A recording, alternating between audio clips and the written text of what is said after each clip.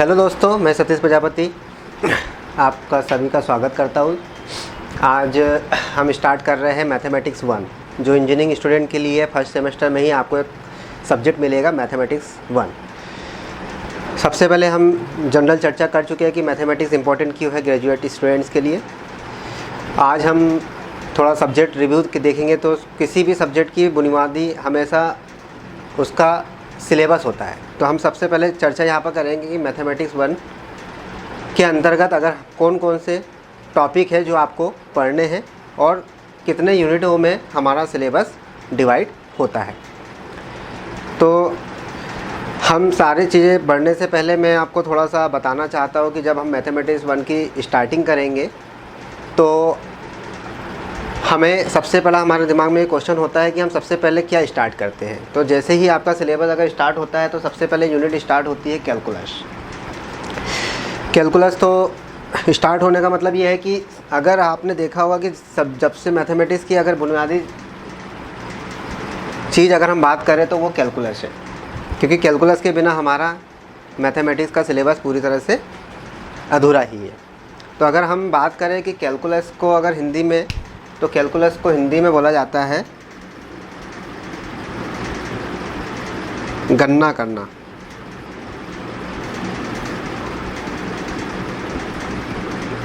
ठीक है। अब कैलकुलस गणना करना का मतलब ये है कि गणना कैसे करेंगे हम। तो कैलकुलस गणना कैसे करेंगे कि हमारे पास में अगर हमको वेलोसिटी निकालना है, एक्सेलरेशन निकालना है, तो ये सारी चीज़ें इसके अंतर्गत आती हैं। किसी भी चीज़ की गणना करना, थोड़ा सा हम इसका कहानी अगर जान लें कैलकुलस की, तो कहानी की जो शुरुआत होती है वो स्टार्टिंग होती है हमारे भारत से। मतलब अगर हम बात करें कि तो कैलकुलस के सबसे पहले अगर आपको कोई भी चीज़ देखने को मिलती है तो वो 14वीं सेंचुरी में मिलेगी, और वो हमारे पास कब से शुरुआत हुई थी। उसको शुरुआत करने वाला जो देश था वो भारत था।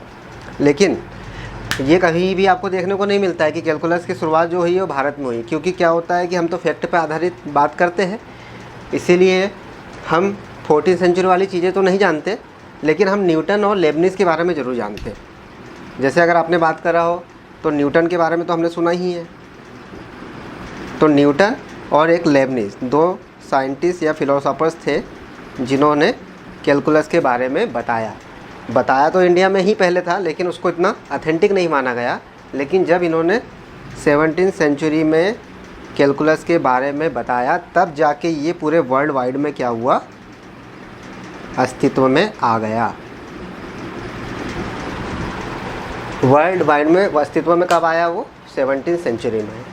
तो खैर थोड़ी सी चर्चा करनी इसलिए ज़रूरी थी क्योंकि हम कैलकुलस पढ़ तो रहे, लेकिन हमारे मन में यही दिक्कत आती है, ये क्वेश्चन आता है कि हम क्यों पढ़ रहे हैं। तो कैलकुलस के बिना मैंने कोई भी चीज़ संभव नहीं है।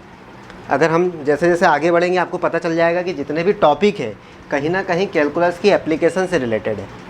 अगर हम बात करें Rolle's theorem, mean values theorem, या फिर Maclaurin's series, Taylor series, maxima minima, ये कहीं ना कहीं कैलकुलस की एप्लीकेशन से मिलकर बने होते हैं। अगर मैं डेफिनेशन की बात करूं तो डेफिनेशन अगर हम बात करें तो जनरल डेफिनेशन कि कैलकुलेशन मैथमेटिक्स की वह शाखा है जिसमें हम रेट ऑफ चेंज को बताते हैं। किसको बताते हैं? Rate of change. Rate of change को बताते हैं मतलब अगर हम किसी भी दो वेरिएबल के रिस्पेक्ट में, एक वेरिएबल दूसरे वेरिएबल के रिस्पेक्ट में किस प्रकार से चेंज हो रहा है। जैसे आप अगर किसी वेलोसिटी से मूव कर रहे हो तो आप तब तक मूव करते रहोगे जब तक आपके पास में कोई दूसरा वैल्यू नहीं होगा जो आपको रोके। अगर आप चलते जा रहे हो, जब तक आप कोई गाड़ी चला रहे हो तो गाड़ी चलाने में ब्रेक लगाओगे तो स्टॉप हो जाएगा। तो सडनली क्या हो गया, वहाँ पर चेंजेस आ गया, तो उसको बोलते हैं हम रेट ऑफ चेंज। उस रेट ऑफ चेंज को ही हम कैलकुलस के माध्यम से फाइंड आउट करते हैं। तो ये चीज़ होती है रेट ऑफ चेंज कैलकुलस। और कैलकुलस भी हमारे पास कितने प्रकार का होता है? दो प्रकार का होता है। एक हमारा होता है डिफरेंशिएशन के फॉर्म में निकालते हैं हम, डिफरेंशिएशन, और एक होता है इंटीग्रेशन, दूसरा वाला मतलब यहाँ पर हम बात करें तो डिफरेंशिएशन और इंटीग्रेशन के फॉर्म में हम कैलकुलस की गणना करते हैं। अब हम अगर छोटा सा अगर एग्जांपल लूँ मैं, अगर आपको डिस्टेंस फाइंड आउट करना है तो डिस्टेंस फाइंड आउट करने के लिए हमें फार्मूला पता है वेलोसिटी इनटू टाइम। भाई अगर मैंने आपसे पूछा चाल बताओ या दूरी बताओ, तो सर हमें पता है दूरी इक्वल टू क्या होता है, चाल इंटू समय। तो हम दूरी तो हम यहाँ से निकाल लेंगे, लेकिन वो डिपेंड करेगा कि उसकी स्पीड कैसी है, कांस्टेंट, मतलब एक समान चाल से वो चल रहा है तभी हम दूरी निकाल सकते हैं। उस केस में तो हम निकाल लेंगे, लेकिन रेट ऑफ चेंज का मतलब ये होता है कि दूरी जो है वो कांस्टेंट स्पीड की नहीं है कि उसमें सडनली चेंज क्या आया। जैसे अगर मान के चलो पृथ्वी से कोई सैटेलाइट हम ऊपर छोड़ रहे हैं तो कितनी डिस्टेंस कवर कर रहा है, तब हमको कैलकुलस की ज़रूरत पड़ती है। तो ये उसका बेसिक एप्लीकेशन भी हो गया कि रेट ऑफ चेंज को बताने के लिए कैलकुलस का यूज़ करते हैं। और वो दो प्रकार का होता है, डिफरेंशिएशन और इंटीग्रेशन। तो ये चीज़ थी बेसिक या इसके पीछे की कहानी जो आपको मैंने बता दी, लेकिन हमारे लिए इतना ज़रूरी नहीं है, लेकिन जानना ज़रूरी था इसलिए मैंने बता दिया। अब इसके बाद हम मैथमेटिक्स 1 में आते हैं। तो सबसे पहले जैसे ही आप सिलेबस देखते हो तो आपको एक सब्जेक्ट पढ़ने को मिलेगा इंजीनियरिंग मैथमेटिक्स 1, जो आप फर्स्ट सेमेस्टर में पढ़ेंगे। ग्रुप ए और ग्रुप बी दो ग्रुप में डिवाइडेड किया गया है सिलेबस, तो जिसमें कुछ ब्रांचेस वाले स्टूडेंट पहले सेमेस्टर में पढ़ लेते हैं और वही ब्रांच वाले स्टूडेंट सेकंड सेमेस्टर में मैथमेटिक्स 1 को पढ़ेंगे। तो मैथमेटिक्स 1 की शुरुआत होती है 5 यूनिट से मिलकर हमारा सिलेबस पूरा डिज़ाइन किया गया है आरजीबीवी का। Unit first, unit second, unit third, unit 4 and unit 5। यहाँ पर हमें घबराने की ज़रूरत नहीं है कि सर यहाँ पर भी कैलकुलस आ गया, यहाँ पर भी कैलकुलस आ गया। कैलकुलस का मतलब ये कि इसके अंतर्गत कौन कौन से टॉपिक है। तो अगर हम बात करें तो पहला टॉपिक आप पढ़ने जाओगे रोलेस थ्योरम। दूसरा टॉपिक हम बात करें तो मीन वैल्यू थ्योरम पढ़ोगे आप। इसके बाद में मैक्लॉरेंस एंड टेलर सीरीज़ पढ़ोगे, partial differentiation, maxima minima, Lagrange multipliers. इतने टॉपिकों से मिलकर हमारा यूनिट 1 पूरा कवर हो जाएगा।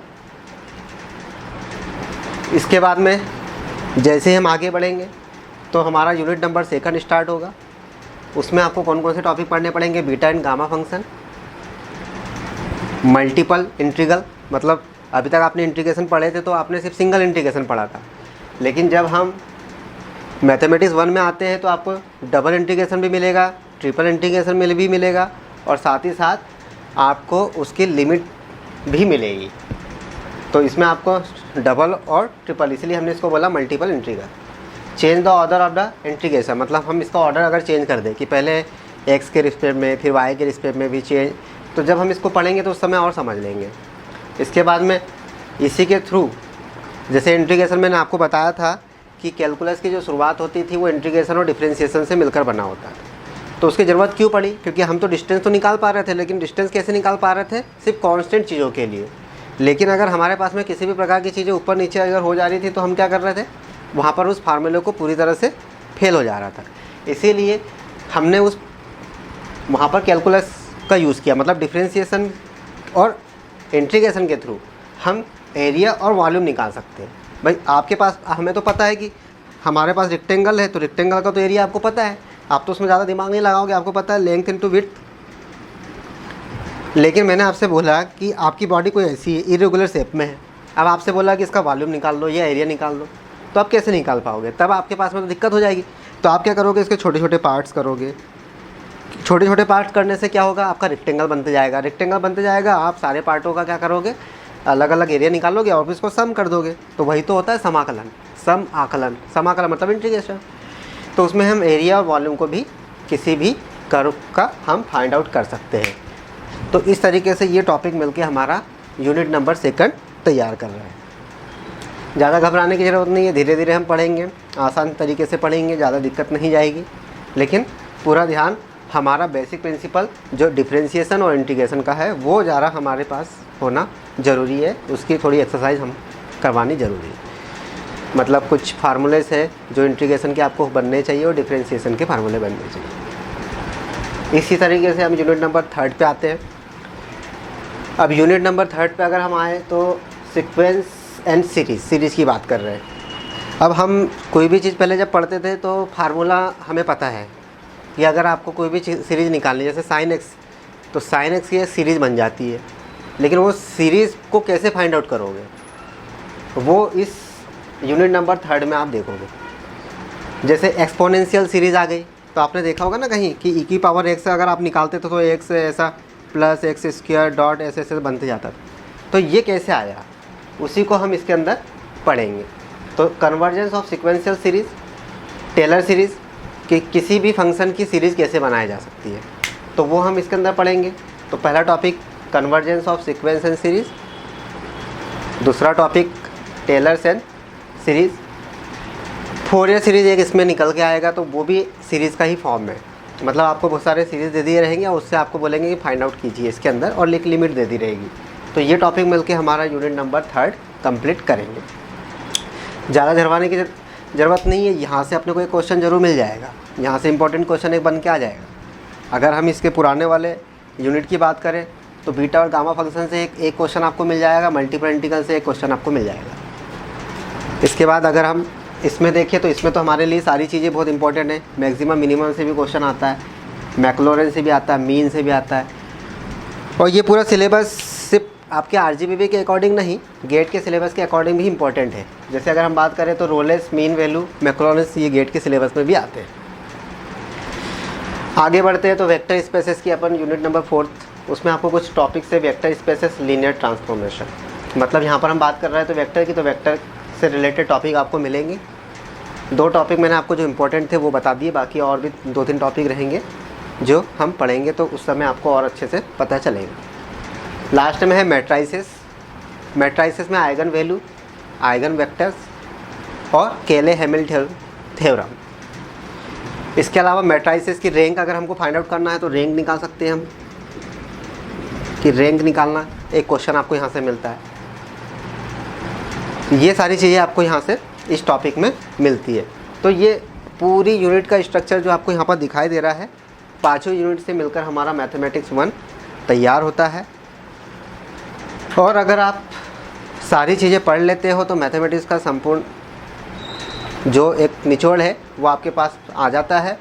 और ऐसा कोई भी टॉपिक इसमें नहीं है जो आपके लिए ज़्यादा दिक्कत करेगा, आसान है। बस थोड़ी सी एक्सरसाइज करनी पड़ेगी, कुछ फार्मूला पुराने वाले आपको देखने पड़ेंगे। इस तरीके से आपको मैथमेटिक्स पूरी तरह से सरल जाने वाला है। क्योंकि देखो पहले यूनिट में कुछ फार्मूले है तो डिफरेंशियल के ऊपर है, और दूसरी यूनिट में जो फार्मूले है वो इंटीग्रेशन के ऊपर में है। तीसरे इसमें जो चीज़ है वो थोड़ी सी कॉन्सेप्चुअल है। चौथे इसमें भी चीज़ें कॉन्सेप्चुअल है। 5वें में क्या है, आपके फार्मूला बेसिस पे है जो आप पढ़ सकते हो। तो ये आपका पूरा मैथमेटिक्स 1 का सिलेबस है। अब हम जब नेक्स्ट वीडियो में मिलेंगे तो आपको टॉपिक लेकर स्टार्ट करेंगे, ताकि आपको सारी चीज़ों 1 बाय 1 पता चलते जाए। तो ये सिलेबस आप लोगों के लिए था जो आप घर बैठे एक बार थोड़ा सा देख भी सकते हो और समझ सकते हो। अगर किसी का कोई भी टॉपिक ऐसा रहता है जो समझ में नहीं आता है तो आप हमें बता भी सकते हो चैट के माध्यम से। तो आज के वीडियोस में आप इतना ही। थैंक यू दोस्तों, मिलते हैं नेक्स्ट वीडियो।